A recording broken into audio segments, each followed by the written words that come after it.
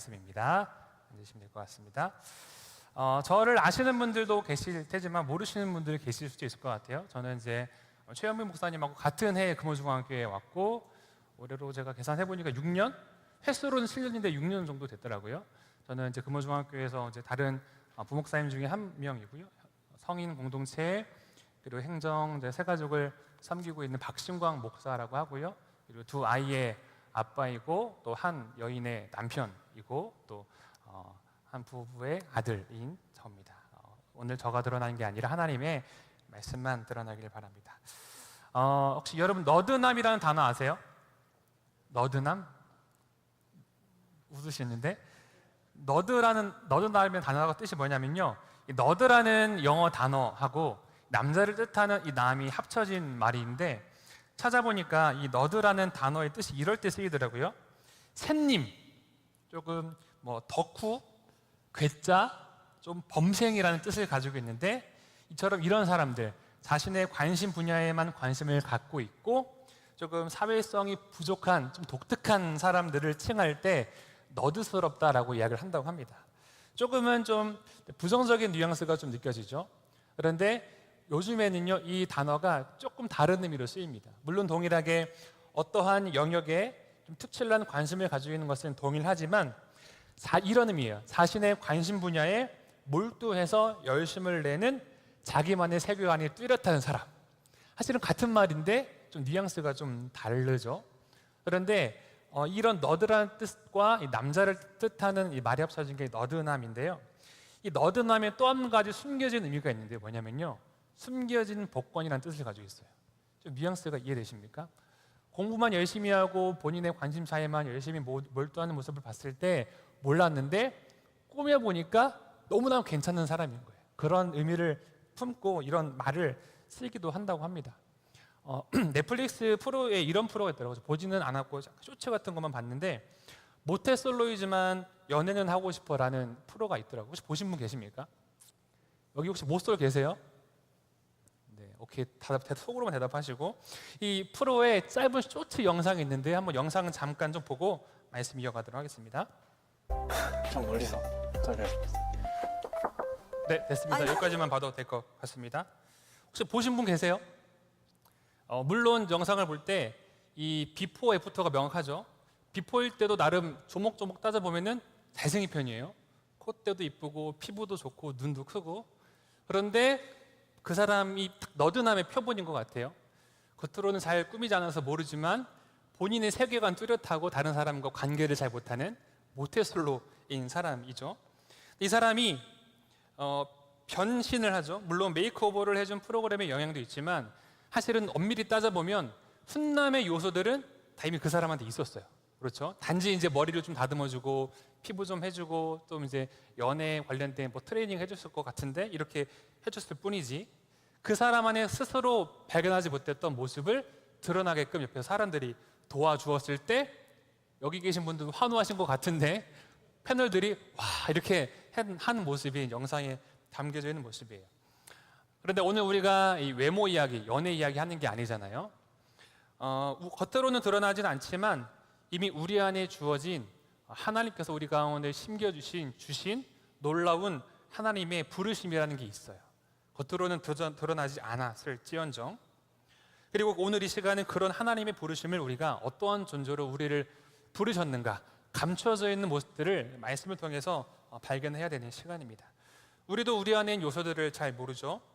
이는 우리 개인의 모습뿐만 아니라 하나님의 부르심에도 동일하게 작용을 합니다. 성경은 하나님께서 우리를 향하여 끊임없이 우리를 어떻게 바라보시고 어떻게 부르셨는지 말씀하시죠.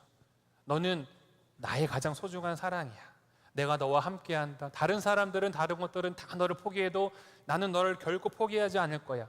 너의 모습을 통하여서 나의 일을 할 거야 라는 이야기들을 성경 곳곳에 하나님께서 들려주시지만 그게 하나님의 부르심이고 말씀이시지만 우리가 발견을 못할 때가 있다는 거죠. 여러분 7월 8월 센트럴 워십 주제 뭔지 아시죠? 아시죠? 하나님의 전신갑주. 구원의 투구, 믿음의 방패, 여러 가지 막 장비들 있잖아요. 전신갑주를 입으라라는 것은 하나님의 군사로, 그리스도의 군사로 부름을 받았다라는 거잖아요. 그리고 전쟁에서 승리하기 위해서 그런 영적인 무장을 해야 한다라는 거죠.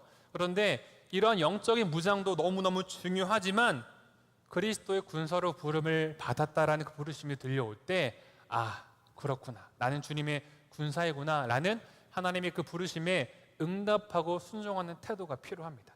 아무리 군사로 부르고 아무리 군사로 세움받았어라고 이야기를 해도, 여기 전신갑주를 입으면 이길 거야 라고 얘기를 해도 나는 군사 아닌데요, 나는 싫은데요, 나는 그런 능력이 없는데요 라고 거부를 하게 되어 버리게 되면 전신갑주가 아무리 준비되어 있다고 한들 능력이 없게 되는 거죠. 이것을 성경에서는 무엇이라고 말을 하냐면요, 소명이라고 합니다. 소명, 부르심, 영어로는 이제 콜링이라고 하죠. 소명은 하나님께서 우리를 어떠한 존재로 보시는지, 어떠한 존재로 세우셨는지에 대한 말씀이 바로 소명이에요. 부르심. 오늘 본문의 말씀에 누가 등장을 합니까? 기드온이 등장을 하잖아요. 기드온이 바로 그런 하나님의 부르심을 입은 사람의 모습이라는 거죠. 하나님이 기드온을 사서로 부르십니다. 그를 부르시죠. 부르신 이유는 그 당시는 왕이 있기 전에 시대이기 때문에 하나님께서 하나님의 사람 사사를 세우셔서 그를 통하여서 하나님의 통치, 하나님의 다스리심을 나타내는데, 그 가운데 오늘 읽은 이 성경 구절은 기드온을 하나님께서 부르시는 장면이 오늘 읽은 말씀이에요. 그 가운데 이 말씀이 하나님 부르심을 입은 삶을 살아가는 우리에게 동일하게 들려주시는 하나님의 말씀이다라는 겁니다. 이처럼 하나님의 부르심을 입은 삶을 살아가는 저 여러분들에게 오늘이 한 절의 짧은 구절의 말씀이지만 하나님의 음성이 들려지고 새겨지는 저 여러분들 되기를 주님의 이름으로 축복합니다. 아멘. 여러분, 첫 번째 이 말씀을 통해서 우리가 한번 생각해 볼 것은 뭐냐면요, 하나님은 기드온을 어떠한 존재로 부르셨는가. 하나님은 기드온을 어떠한 존재로 부르셨는가. 우리 6장 12절 말씀 다시 한번 읽겠습니다. 시작. 여호와의 사자가 기드온에게 나타나 이르되 큰 용사여, 여호와께서 너와 함께 계시도다 하매. 아멘. 오늘 말씀의 제목과 같죠? 큰 용사여. 하나님께서 기드온을 향하여 기드온 큰 용사여 라고 말씀하시죠. 여러분, 그런데 이 큰 용사라는 말을 기드온이 평소에 들어봤을까요? 안 들어봤을까요? 안 들어봤죠. 안 들어봤습니다. 평소에 듣지 못했던 단어겠죠. 그런데 그런 평소에 듣지 못했던 큰 용사라는 말을 기드온이 들은 거예요. 그때 기드온의 마음에, 그래, 나는 큰 용사야, 나는 이길 수 있어, 나는 승리할 수 있어 라는 마음이 들었을까요? 아니면 큰 용사? 에이, 무슨 내가 큰 용사라고, 이런 마음이 들었을까요? 당연히 후자의 말씀이겠죠. 물론 뒤에 나오지만 큰 용사여 라고 하나님께서 부르셨을 때 기드온이 보인 반응은 이런 반응이에요. 아니 하나님, 저희 집안요, 저희 집안은 므낫사 지파 중에서도 작은데요, 그 중에서도 저희 아버지 집은요, 그 중에서 저는 그 형제들 중에서도 가장 약한데요. 이 말은 하나님, 저는 용사가 아닙니다라는 말이잖아요. 왜냐? 기드온이 용사란 말을 들어보지 못했던 사람이에요. 그런 사람에게 하나님께서 용사야 라고 말을 했을 때 그게 아멘으로 받아들이셨겠습니까? 아니요, 하나님 저 용사 아닌데요. 이게 기드온의 평범한 반응이고 성경에 나와 있는 반응이에요. 성경은 우리에게 동일하게 이야기를 합니다. 우리를 어떤 존재라고 말씀하십니까? 너는 너무 존귀하다, 너는 너무 소중하고 사랑받는 존재야. 세상 모두가 너를 다 무시하고 인정하지 않아도, 이 세상에 있는 모든 것들을 다 준다 하더라도 나는 너 하나와 바꾸지 않을 거야 라는, 정말 우리가 표현할 수 있는 것을 뛰어넘는 놀라운 부르심을 하나님께서는 성경을 통해서 말씀하시는데, 여러분, 그런 사실이 인정되십니까? 받아들여지십니까? 물론 아멘 그렇게 하신 분들 계실 테지만, 머리로는 알지만 또 믿고 아멘으로 살아가지만 그것을 흔드는 듯한 삶의 순간들이 많이 있죠. 왜냐하면 우리가 살아가는 삶의 모습은 우리를 어떻게 평가합니까? 성적으로 평가하죠. 그리고 취업을 했는지 안 했는지를 평가하잖아요. 명절에 가면은 취업을 했냐, 뭐 결혼을 했냐, 뭐 결혼할 사람 언제 데려올 거냐, 막 그런 얘기도 많이 하잖아요. 취업을 했는지 안 했는지, 연봉은 얼마인지, 남자친구, 여자친구 얼굴은 또 어떤지, 막 등등 이런 것들을 가지고 평가하고 막 잣대를 대잖아요. 그러다 보니까 그런 잣대와 기준들이 우리에게 다가올 때 미달이 되게 되면요, 우리는 우리의 존재 가치를 부족한 존재로 여기죠. 그런데 여러분, 그렇게 듣다 보면은 그게 우리의 정체성의 기준이 되어버려요. 기드온도 마찬가지예요. 기드온에게 하나님이 용사야 라고 말씀하셨는데 기드온이 용사라는 말을 못 들어봤거든요. 용사라고 생각해 본 적이 단 한 번도 없거든요. 그런데 용사야라고 하시니까 기드온이 이해가 안 되죠. 믿어지지가 않죠. 왜? 평소에 들어봤던 말이 아니니까. 성경은 우리를 향하여 하나님의 사람이다, 하나님의 형상이다, 하나님의 사랑받는 존재이다, 존귀한 존재이다, 너를 위하여 큰 일을 행할 거야, 너를 통하여서 나의 큰 일을 행할 거야 라고 성경 곳곳에 말씀하시는데 여러분 그게 믿어집니까? 일주일에 7일이잖아요. 7일 중에 하루 딱 이 예배 나와서 예배를 드리고 6일은 세상에서 살아가는데 하루 듣는 이야기보다 6일 세상에서 듣는 이야기가 더 많잖아요. 그런 세상 속에서 이야기를 듣고 살아가다가 교회 나와서 말씀 들을 때 하나님의 이야기, 하나님의 사랑, 하나님의 뜻 이야기할 때 그게 영향을 미치는 게 쉽지 않죠. 그래서 기도도 마찬가지로 너 큰 용사라 말씀이 들려왔을 때 못 믿었죠. 하나님 아니에요. 저는 그런 사람 아니에요 라고 얘기했잖아요. 그것을 보여주는 게 바로 기드온이 했던 한 행동인데요. 바로 6장 17절의 말씀 같이 함께 자막을 통해서 좀 읽어볼게요. 시작. 기드온이 그에게 대답하되 만일 내가 주께 은혜를 얻었사오면 나와 말씀하시니가 주 되시는 표징을 내게 보이소서. 아멘. 쉽게 말씀드리면 이거죠. 하나님, 정말 하나님이 맞고 나를 부르신 게 맞다면 증거를 보여주세요.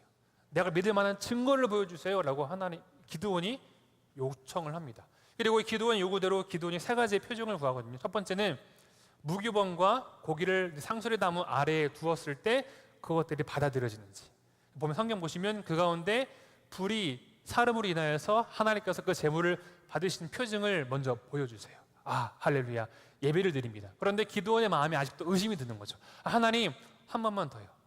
양털 송무치가 있는데요. 이것을 타작마당에 두고 양털에만 이슬이 맺히고 그 주변에는 이슬이 안 맺히게 해주세요. 오케이. 하나님이 그대로 해주세요. 오, 할렐루야. 하나님 제가 믿습니다 하면 좋은데 하나님 화내지 마시고요. 한 번만 다 부탁드리는데 한 번만 더 해주세요. 이번에는 거꾸로 양털만 마르고 주변에만 이슬이 맺히게 해주세요. 그러면 제가 믿을게요. 이렇게 한 거예요. 그런데 이 표징대로 하나님이 그대로 해주십니까? 안 해주십니까? 그대로 해주시잖아요. 하나님이 정말 나를 부르셨고 말씀하신 대로 나의 손을 통하여 구원을 행하시기 게 맞다면 증거를 보여주세요라고 기드온이 표징을 구하죠. 여러분 기드온 이런 모습을 보면 믿음 있는 하나님의 사람과 같은 모습일까요? 아니면 우리와 별반 다를 게 없는 사람의 모습입니까? 우리와 별반 다를 게 없는 사람의 모습이에요. 그런데 기드온의 상황을 보면 조금 이해는 돼요. 13절의 말씀도 같이 좀 읽어보면 좋을 것 같은데요. 13절 말씀 중간까지만 읽을게요. 시작. 기드온이 그에게 대답하되 오 나의 주여 여호와께서 우리와 함께 계시면 어찌하여 이 모든 일이 우리에게 일어났나이까. 아마 여기까지만요. 기드온의 상황을 설명을 좀 드리면 기드온이 속한 상황과 환경은 결코 녹록지 않았던 상황이에요. 므낫세 지파 이스라엘 사람인데 이방 민족 적군들의 괴롭힘을 너무 많이 받은 거예요. 먹을 것도 없고 힘들고 어느 정도였냐? 뭐 곡물 파종을 하면 조금 싸게 자라면 바로 쳐들어가 가지고 가져가 버리는 거예요. 적들이. 동물들도 다 잡아가고 먹을 것도 안 남겨주고 정말 사람이 살 수 없는 듯한 상황과 환경에 기드온이 살아갔던 거죠. 그러니까 그런 상황과 환경에 찌들려 있던 기드온 입장에서 봤을 때는 하나님이 나를 사사로 부르시고 세우셔 또 용사야 말씀하시는데 그게 믿어집니까? 안 믿어지죠. 어떻게 보면 이 가운데 표징을 구하는 기드온의 모습이 신중하다고 생각할 수 있지만 사실 믿음의 사람의 모습은 아니죠. 아브라함은 어떻게 했습니까? 아브라함은 하나님께서 떠나라고 했을 때 예스 하나님 알겠습니다 아멘 하면서 본토 친척 아베의 집을 떠났잖아요. 히브리서 말씀에 갈 바를 알지 못하였으나 따라 떠났고 갈 길을 몰랐지만 그냥 떠난 거예요. 와 믿음 훌륭하죠. 다윗 어떻게 합니까? 정말 거대한 장수인 골리앗 앞에서 안 쫄고 깡다구 가지고 말씀 가지고 물맷돌 가지고 나가서 싸우잖아요. 담대하게 싸우잖아요. 와 정말 믿음의 사람의 모습이잖아요. 그런데 기드온 하나님 한 번만 증거 좀 보여주세요. 아 오케이 하나님 한 번만 더요. 하나님 정말 마지막으로 한 번만 더요.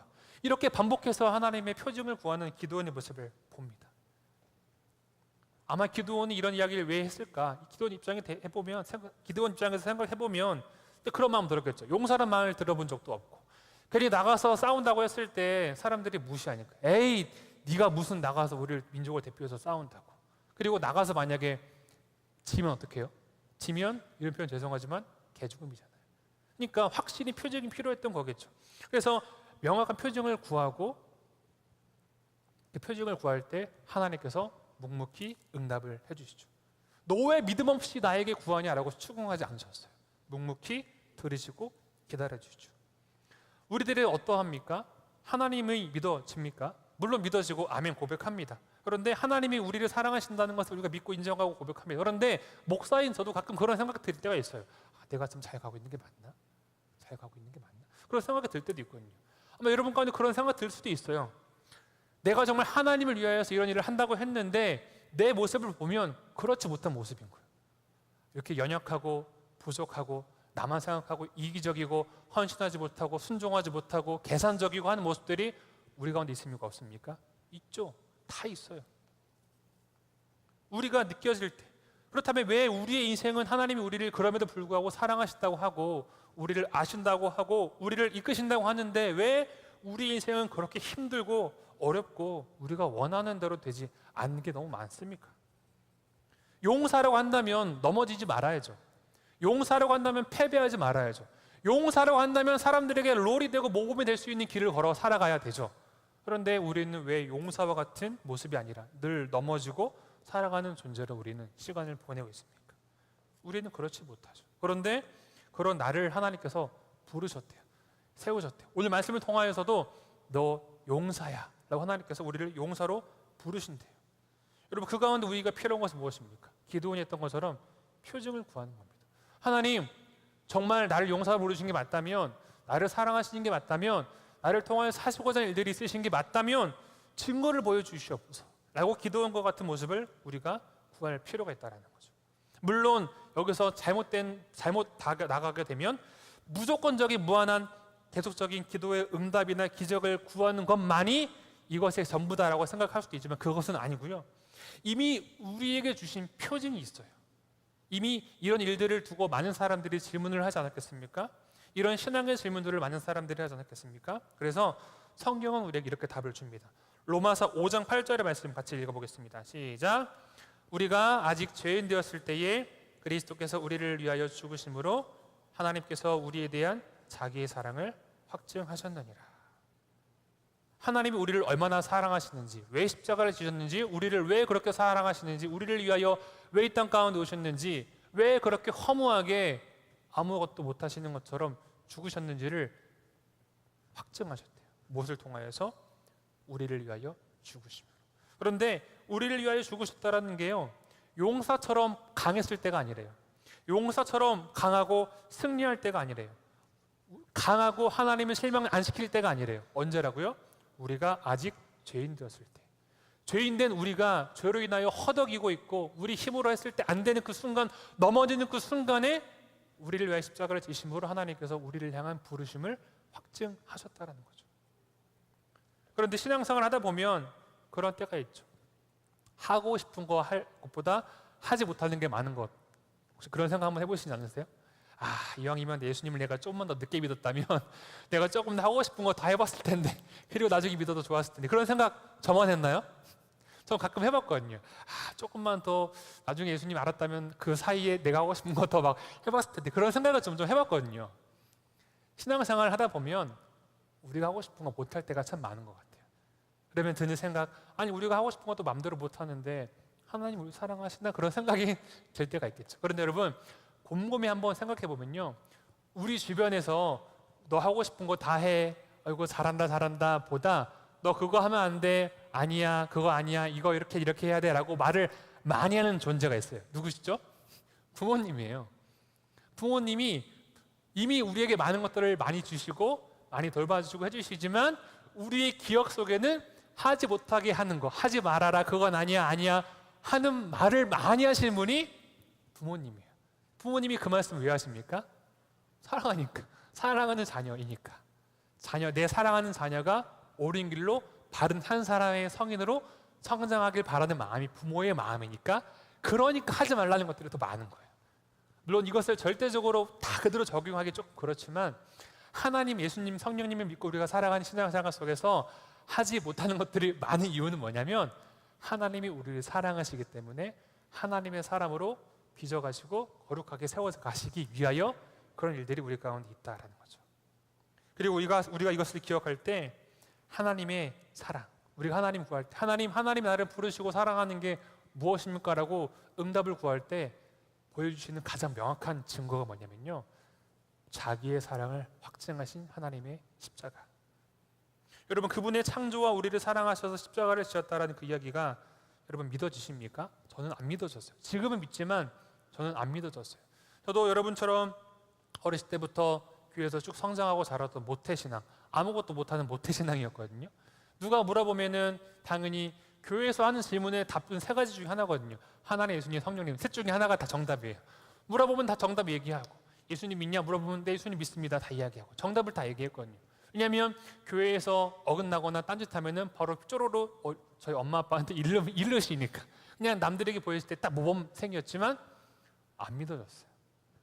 안 믿어요. 여기 계신 분들 중에 안 믿어지신 분도 계실 거거든요. 다 이해하고 공감합니다. 저도 그랬거든요.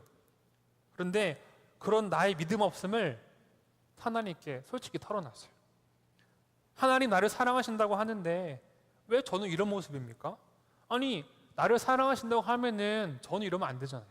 우리 집은 왜 이렇고 우리 부모님은 왜 그렇고 저는 왜 이렇게 가난하고 왜 나는 남들과는 다른 상처를 더 안고 살아야 되고 저는 왜 그럽니까? 나를 사랑하시는 게 맞습니까? 거짓말 아닙니까? 안 믿어져요 라고 솔직히 하나님께 털어놨거든요. 그리고 내게 그 증거를 보여달라고.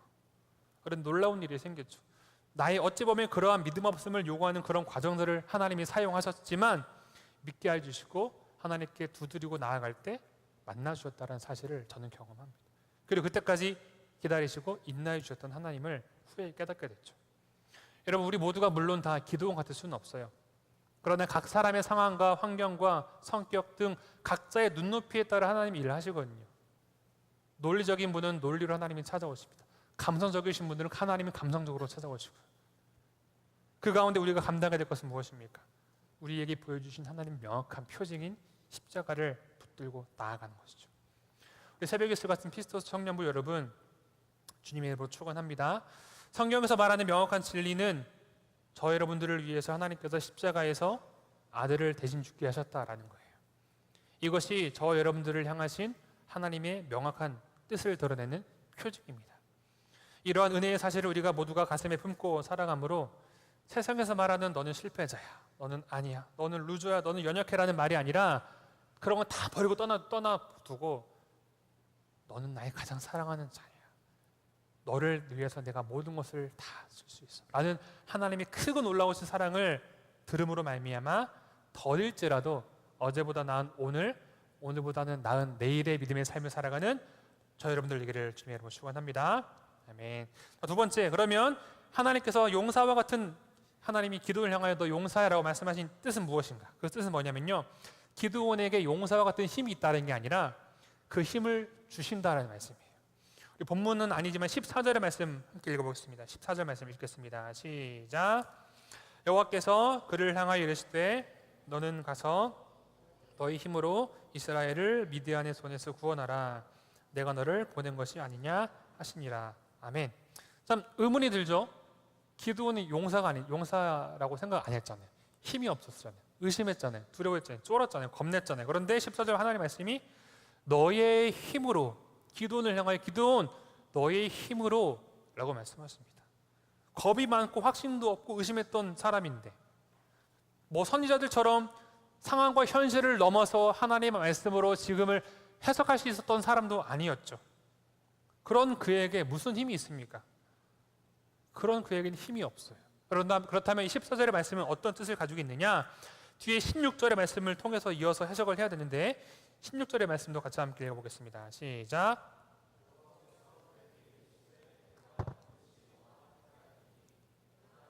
사람을 치기를 한 사람을 치듯 하리라 하시니라.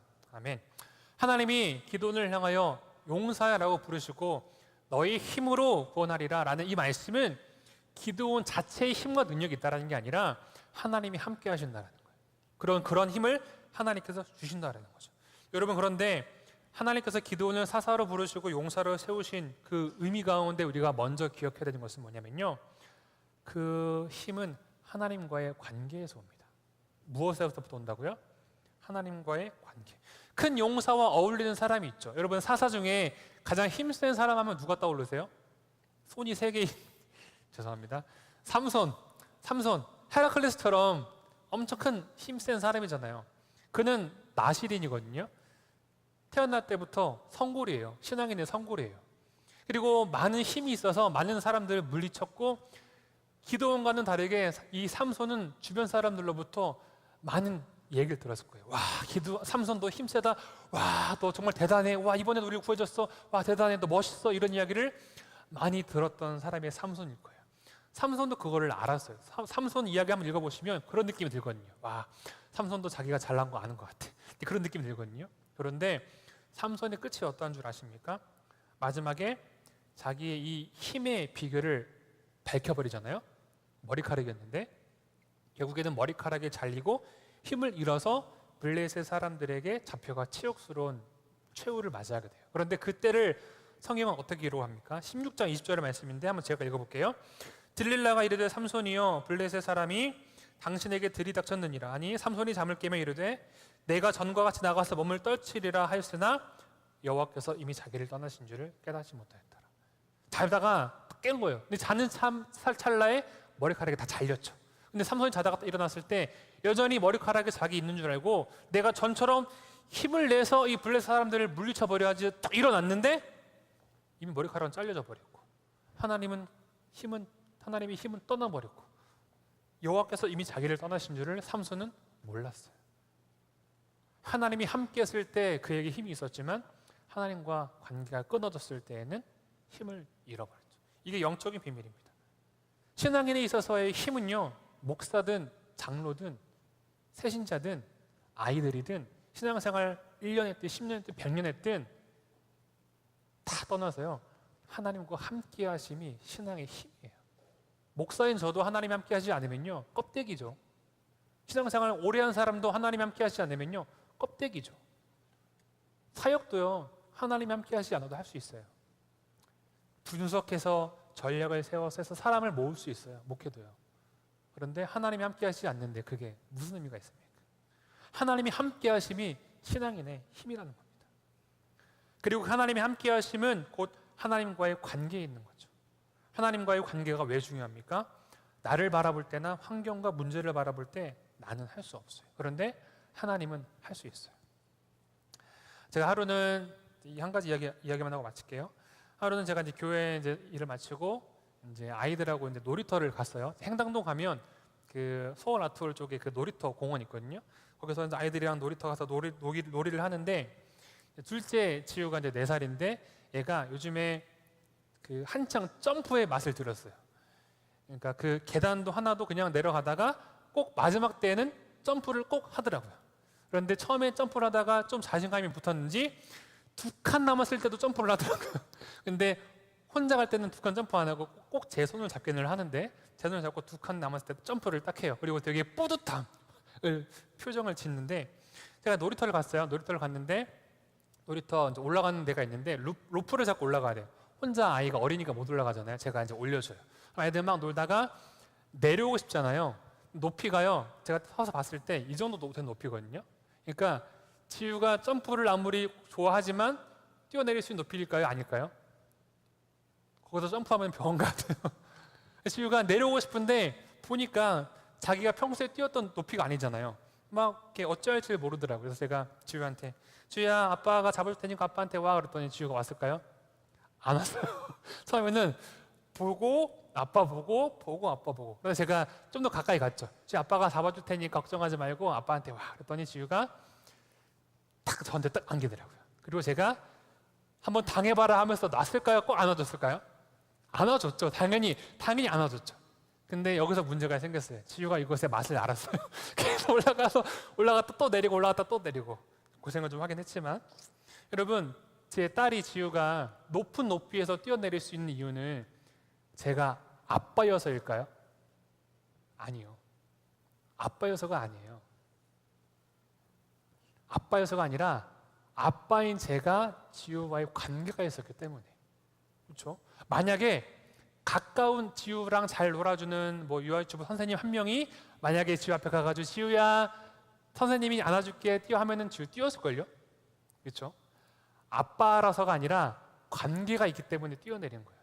아빠인 저, 물론 아빠는 당연히 관계가 포함되어 있죠. 집에서도 이제 막 놀이도 해주고 안아주고 사랑한다 표현도 해주고. 그런데 만약에 제가 아이에게 관심이 없고 그냥 되는 둥 마는 둥 했으면 아마 저를 못 믿었을 수도 있어요. 자, 무엇을 말씀드리는 거냐? 지우 입장에서는 높고 무섭잖아요. 뒤로 갈 때도 없고 옆으로 가도 막혀 있고 갈 때는 여기밖에 없는데 못 뛰어내리겠는 거죠. 그런데 아빠인 제가 지우야 할 수 있어, 뛰어내려, 아빠가 안아줄게 라고 이야기를 했을 때 지우가 탁 저에게 안겨서 점프했던 것. 바로 신앙생활도 마찬가지예요. 하나님께서는 저와 여러분을 각자의 삶의 자리에서 우리 모두를 큰 용서로 부르셨어요. 모양과 모습은 다르지만 하나님께서 하시고자 하는 일들이 분명히 다들 있죠. 물론 아직은 씨앗 같을 거예요. 여러분 씨앗을 딱 보면 씨앗이 어떤 종자인지 다 아십니까? 전공하신 분이 아닌 이상은 잘 몰라요. 물론 복숭아 씨앗이나 뭐 사과 씨 같은 건 유명한 것들을 딱 씨앗만 보면 알지만 대부분 그 씨앗 파는 곳에 가서 보면요 전문가가 아니면 잘 몰라요. 근데 우리의 모습이 씨앗 같아요. 아직은 자라고 있고 아직은 열매 맺을 때가 언제인지 모르고 혹은 묻혀졌는데 아직 싹이 나지 않은 것 같은 순간들도 우리의 모습이긴 하잖아요. 우리가 모두 다 그런 존재로 살아가는 존재예요. 그러다 보니 세상 속에서 그리스도인으로 살아가는 게 쉽지 않아요. 그리고 교회에서 말하는, 성경에서 말하는 가치를 붙잡고 살아가고 싶은데 그게 잘 안 되거든요. 얼마나 많습니까? 하지만 우리는 한 가지 기억해야 합니다. 한 가지를 분명히 해야 합니다. 인정하는 거예요. 우리 힘으로는, 나의 힘으로는 그것을 할 수 없음을. 무엇으로 해야 합니까?